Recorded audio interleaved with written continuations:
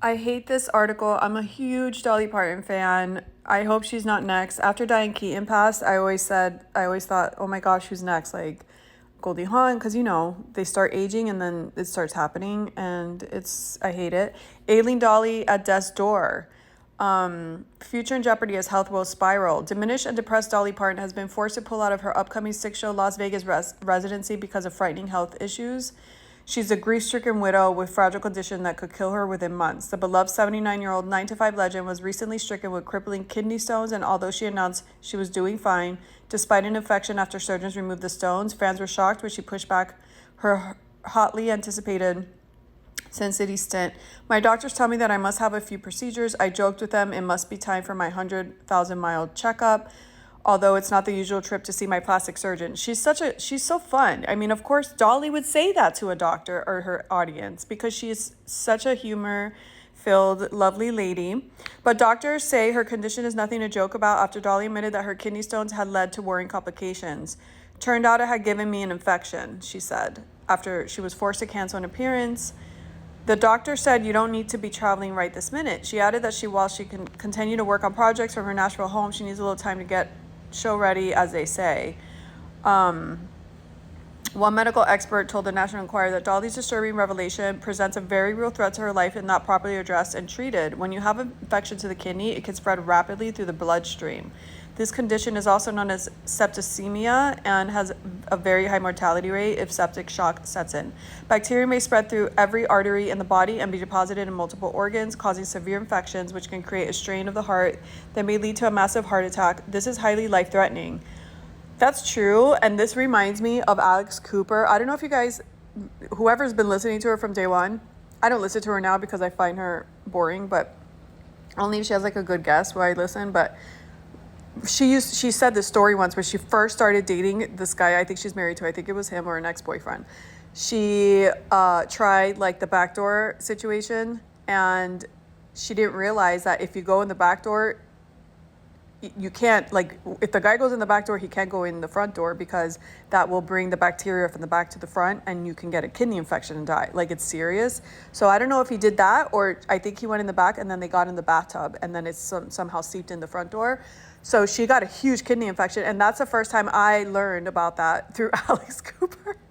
That a kidney infection can happen that way during the deed going from back to front, or any type of bacteria getting that way. And it's good to know. It's good information, but I know a kidney infection is huge and should be addressed immediately. So this is serious.